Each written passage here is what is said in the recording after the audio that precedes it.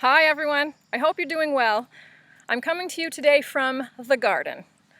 I'm going to talk about blood sugar today, and I want to start with just a couple of the basics. And so if you already know the beginning of this video, don't leave. I'm just going to cover the basics and give people a little bit of homework to go, and then we're going to get into the real meat and potatoes, the endocrine system part of blood sugar. Now that's not really a topic that really goes together when you first think about it, the endocrine system and blood sugar, but I'll tell you why later. But first, I'm going to introduce you to a word called glycemic index. Glycemic index, it's talking about food, and a food with a high glycemic index is going to spike up blood sugar. Now, let's back up. Do we want high blood sugar? Yeah, we want it kind of high. We don't want low blood sugar because that feels kind of crappy. We don't want too high of a blood sugar either, because that can affect our body. It can affect our liver and our nervous system and our cardiovascular system over time. So, next word, type 2 diabetes. Okay, so there's type 1, then there's type 2. Okay, type 1 is not what I'm going to talk about today. People with type 1 are very well educated. People with type 2 are actually very educated as well.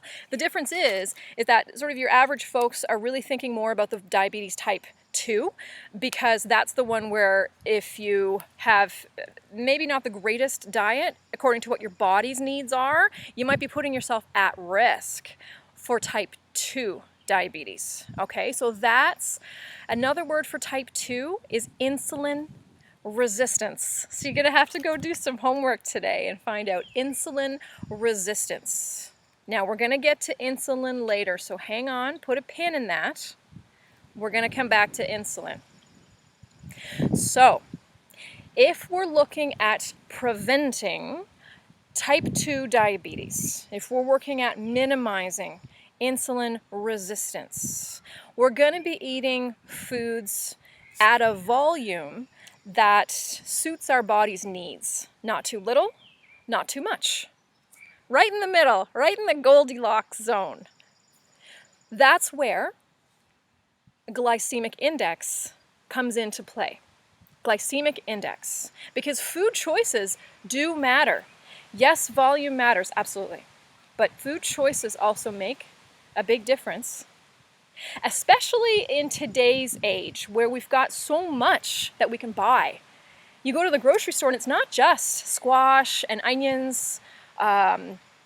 It's not that like that anymore. You can get all these different kinds of breads, right? What's our healthiest bread that we think of when we go to the grocery store? What's the healthy one?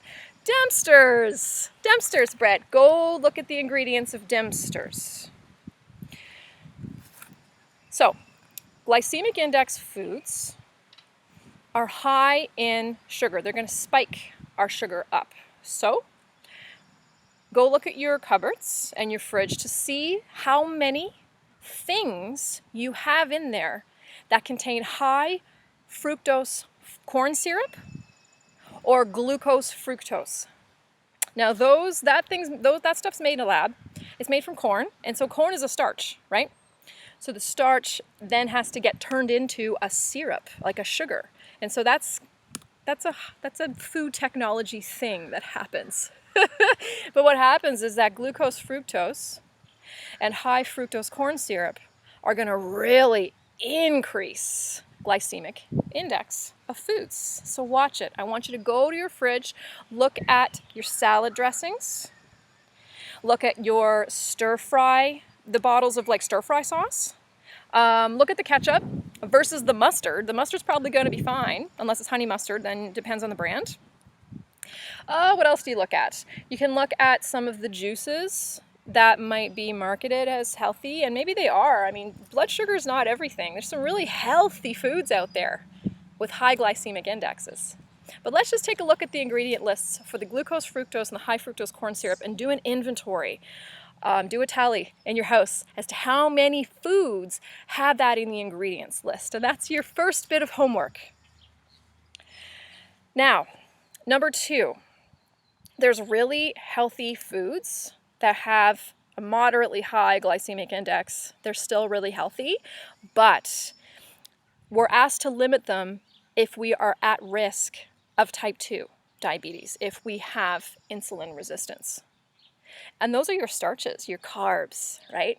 So there's your pastas, there's your breads, wheat products. Wheat is a starchy food, even though wheat is healthy for some people, it's not for others, depends on who you are and how you're wired. There's rice. Rice is a starch. White potatoes are a starch. One of the healthiest foods ever. White potatoes, so full of nutrients, high glycemic index. And so if your doctor or somebody is saying, listen, you got to watch your blood sugar, you got to watch your white potato as well. What about fruits? Let's talk about mangoes. Okay, so what has more glycemic index, do you think? Fresh mango or dried mango? Dried mango. Dried mango is going to have a higher glycemic index.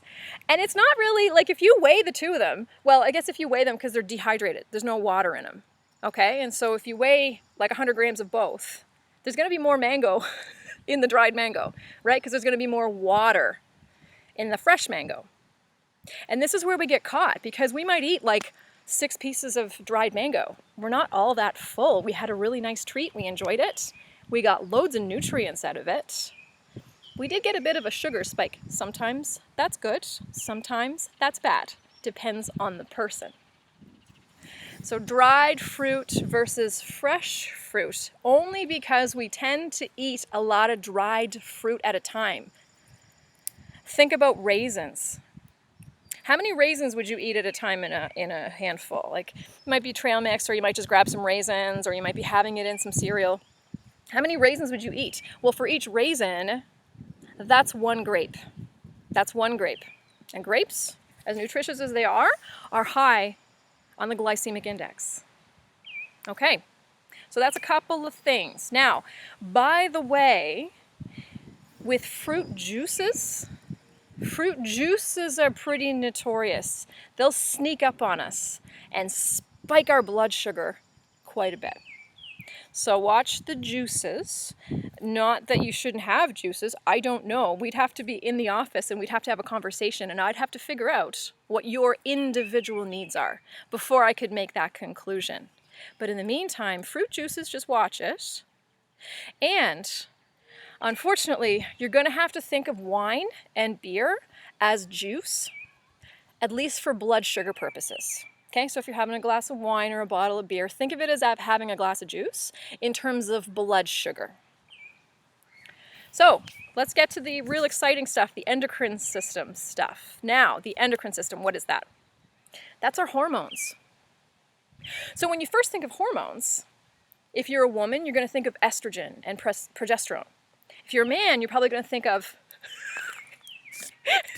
the women in your life and their estrogen and their progesterone. However, you might also think of testosterone, right? But there's more to the endocrine system than that, right? There's thyroid hormones. Those are a hormone, aren't they? That's also the endocrine system. What other hormones are there? There's melatonin, our sleeping hormone. What else?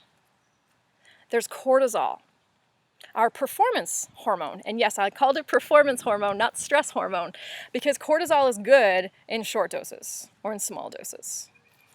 Sometimes it's good in large doses, just short, not all day long when you're feeling stressed on a low grade level. But anyway, so there's cortisol. That's one of our hormones. That's part of our endocrine system. And insulin. Have you heard that word? We heard this word before earlier. Insulin is a hormone, and insulin is part of our endocrine system, which is why we have to talk about the endocrine system with blood sugar and risk of type 2 diabetes. The thing about the endocrine system, the hormones, is that they all communicate with one another and are all affected by one another. For example, some of us have already learned that if we're chronically stressed out, over time we might get a belly. We might gain some weight at our front, our abdomen.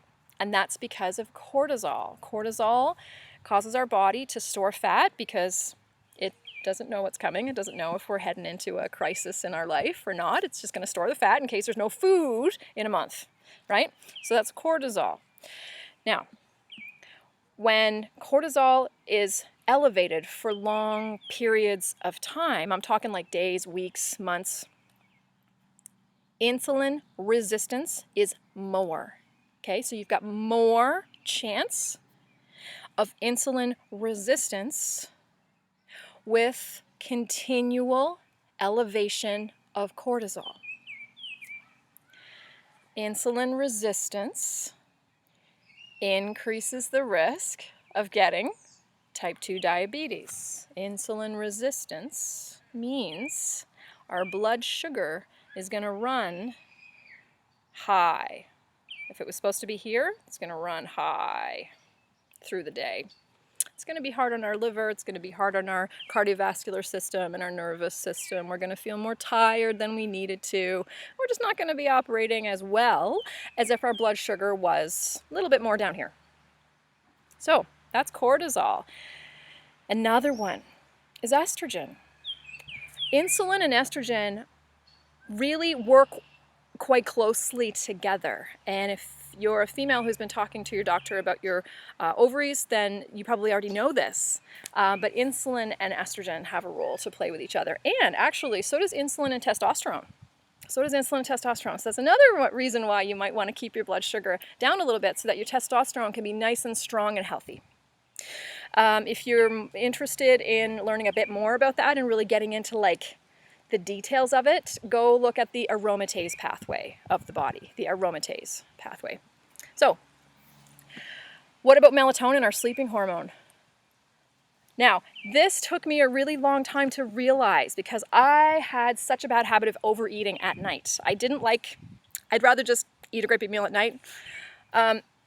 But when I overeat on starches, heavy carbs, high glycemic index foods, the next morning, I'm going to want to sleep in, I'm going to be crankier, I'm going to be more tired, and I just don't feel very well.